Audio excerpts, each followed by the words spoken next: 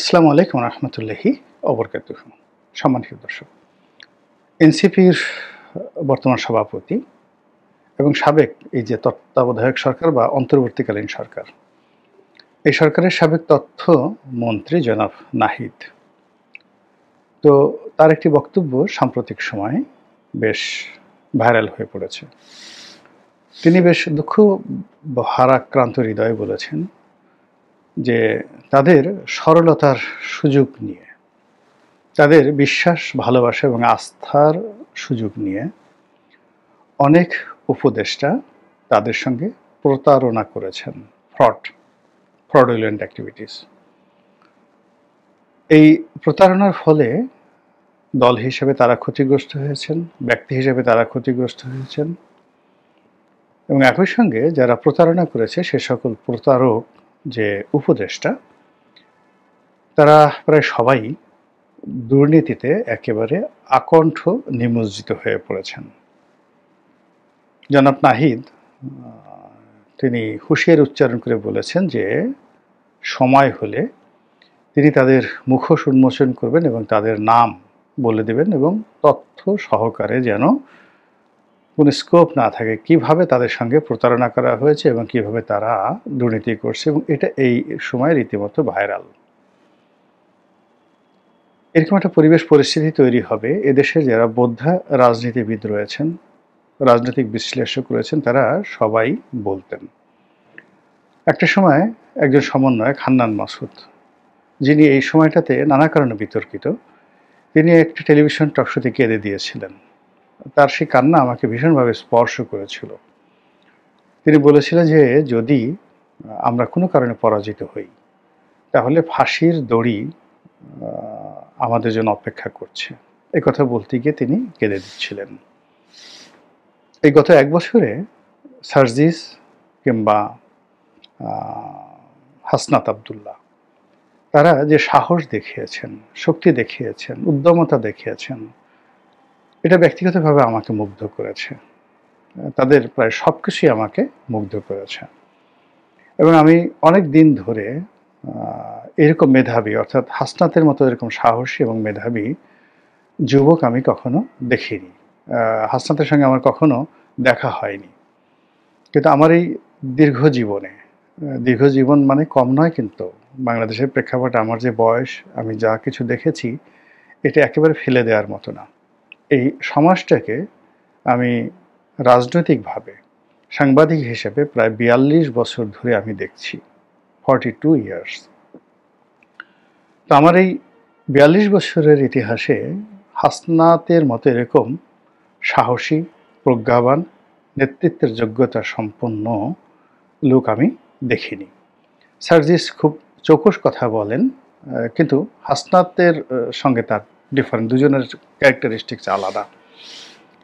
তো এই যে নাহিদ, সার্জিস, হাসনাত, আক্তার, মানে হান্নান মাসুদ, তারপরে আসিফ মাহমুদ সজীব ভুঁইয়া, যদিও তিনি এখনও মানে অসম্ভব বিতর্কিত, এই যে স্বর্ণপুত্রগুলো আমাদের দেশের, কেন তারা কাঁদবেন? কেন তাদের মধ্যে এত হতাশা? কারা তাদের সঙ্গে প্রতারণা করলো? কারা তাদেরকে ঠকালো? কারা তাদের জীবনকে তছনছ করে দিল? কারা তাদেরকে হুইপিং করতে পারলো না, সময় মতো বুদ্ধি দিতে পারলো না? এই বিষয়গুলো আমাদেরকে সেটেল করতে হবে এবং আমরা যারা এই সরকারের বাইরে আছি, আমাদের এটা বলতেই হবে। বলতে হবে এই কারণে যে যারা প্রতারক, যারা দুর্নীতিবাজ, তারা বেশিরভাগ ক্ষেত্রেই নিজেদের সেফ এক্সিট রাখে। নাহিদ যেটা বলছিলেন যে উপদেষ্টাদের অনেকে সেফ এক্সিট মানে নিরাপদে পালিয়ে যাওয়ার জন্য রাস্তা খুঁজছেন বা তৈরি করে ফেলেছেন। সাংবাদিক মাসুদ কামাল বলেছেন যে এই সকল উপদেষ্টারা যখন ক্ষমতা ছাড়বেন তার আগেই এদের পাসপোর্ট সেইজ করতে হবে, বাতিল করতে হবে, অথবা এদের পাসপোর্ট জমা রাখতে হবে। বোঝার চেষ্টা করুন পরিস্থিতি কোথায় চলে গেছে। যে নাহিদের কথায়, যে হাসনাতের কথায়, যে সার্জিসের কথায় সারা বাংলাদেশ কাঁপত, এখন তারা এই বাংলাদেশে বলতে গেলে সবচেয়ে অসহায় হয়ে পড়েছেন, যেটাকে বলি আমরা মজলুম। তাদেরকে অনেকেই ব্যবহার করেছেন, ব্যবহার করার চেষ্টা করেছেন। তারা সরল বিশ্বাস নিয়ে অনেকের কাছে যাওয়ার চেষ্টা করেছেন, অনেকের কাছে গেছেন, কিন্তু তাদের প্রতি রেহেম করা হয়নি। রহম, আরবিতে রহম যেটাকে বলা হয়, এটাকে হিন্দিতে বলা হয় রেহেম। তাদের প্রতি রেহেম করা হয়নি। বরং অনেক বড় বড় মানুষ তাদের অফিসে গেছে, তাদেরকে দ্বারা ফোন করিয়েছে, তাদের দ্বারা স্বার্থসিদ্ধি করেছে।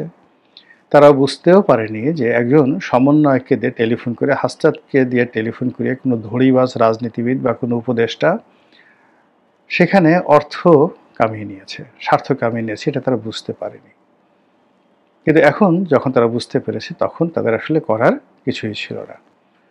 আমি গতকাল একটি টেলিভিশন টকশোতে বলেছি যে জনাব নাহিদ তিনি খুব স্বপ্নবিলাসী ছিলেন।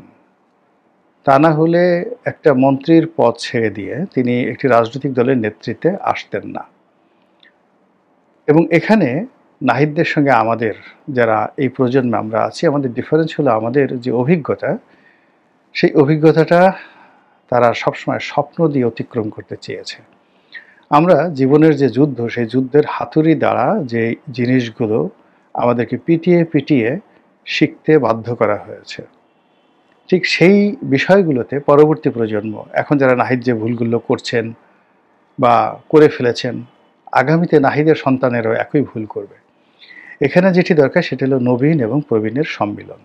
দুর্ভাগ্য, তারা যে সকল প্রবীণের কবলে পড়েছেন এরা সবাই চরিত্রহীন, ধড়িবাজ, ব্যক্তিগত জীবন তাদের কিচ্ছু নেই, না ধর্ম, না কর্ম, না সফলতা, না শান্তি, না সুখ, কোনো কিছু নেই। এদের পরিষ্কার পরিচ্ছন্নতা থেকে শুরু করে, মানে এদেরকে মানুষ কেন বুদ্ধিজীবী বলে, কেন দার্শনিক বলে আমি এদেরকে বুঝি না। এদের কাছাকাছি আমি দেখেছি, এদের কাউকে আমার ভালো মানুষ মনে হয়নি। নাহিদ সার্জিসদের সবচেয়ে বড় দুর্ভাগ্য হলো তারা এই বাংলায় তাদেরকে হুইপিং করার জন্য, তাদেরকে বুদ্ধি দেওয়ার জন্য, পরিচালিত করার জন্য ভালো কোনো মানুষ পাননি। কেউ হয়তো ভালো কিন্তু অর্ধ উন্মাদ, কেউ হয়তো ভালো কিন্তু মেন্টাল সাইকোপ্যাথি রয়েছে, কেউ হয়তো দেখা গেল যে অতি পণ্ডিত, কেউ সফল নেই। তো নানা রকম দুষ্ট বুদ্ধি দিয়ে, দুষ্ট কর্ম মানে করার জন্য প্রলোভন দিয়ে এই যে একটা এনসিপির মতো একটা সম্ভাবনাময় দল, তাদেরকে শেষ করে দেওয়া হয়েছে। আমি একেবারে প্রথম দিন থেকে অনেকেই কারণে আমার প্রতি বিরক্ত ছিলেন, হয়তো এখনও আছেন। ছাত্রদের এই সরকারে যোগ দেওয়াটা আমি কখনোই সমর্থন করিনি। আমি রাজনৈতিক দলগুলো যারা ক্যান্টনমেন্টে গিয়েছেন, জামাত গিয়েছে, বিএনপি গিয়েছে, সবাই গিয়েছে, ক্যান্টনমেন্টে গিয়েছে, এটা আমি পছন্দ করিনি। এর কারণ হলো পুরো শেখ হাসিনা রেজিমে যে ক্যান্টনমেন্ট তার অনুগত হিসেবে কাজ করেছে, সেই ক্যান্টনমেন্টে যারা গিয়েছেন তারা কোন বিশ্বাসে গিয়েছেন, কেন গিয়েছেন, কোন ভরসায় গিয়েছেন, আমি এটা বুঝতে পারি না। আমি যখনই বুঝতে পারিনি তখনই মনে হয়েছে যেটা আমি বুঝতে পারি না সেখানে তো ভুল হওয়ার সম্ভাবনা থাকে। তো এই রাজনীতি আমি যেভাবে দেখেছি, এখন এই সরকারে যারা আছেন বলেন তো কেউ সংসদ সদস্য ছিলেন কিনা, মন্ত্রী ছিলেন কিনা, এমপি ছিলেন কিনা, বা সত্যিকার অর্থে তাদের প্রশাসনিক অভিজ্ঞতা কি, কিচ্ছু নেই। কয়জন জেনারেল তাদেরকে ইতিপূর্বে স্যালুট দিয়েছে এদেরকে, কয়দিন তারা ক্যান্টনমেন্টের অনুষ্ঠানে গিয়েছেন, এদের সাথে ক্যান্টনমেন্টের খাতির হবে কেন? নর্মালি এই যে যারা গিয়েছেন, যে অবস্থায় হয়েছেন, দেখেন সেখানে যারা ঝানু রাজনীতিবিদ, সেই জামাতের লোক বলেন কিংবা বিএনপির লোক বলেন, তারা কিন্তু সেখানে গেছেন, তাদের ভুল হয়েছে, কিন্তু তারা সিদ্ধান্ত নিতে ভুল করেনি, তারা কিন্তু নিজেদের প্রতিনিধি দেয়নি।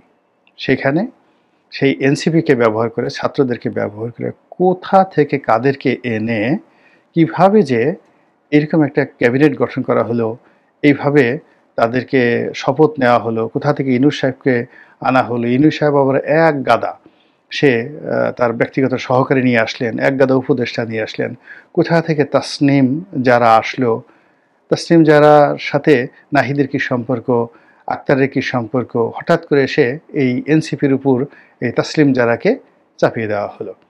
এখন এই যে তাসলিম জারা, আমরা কি একটা নির্বোধ জাতি?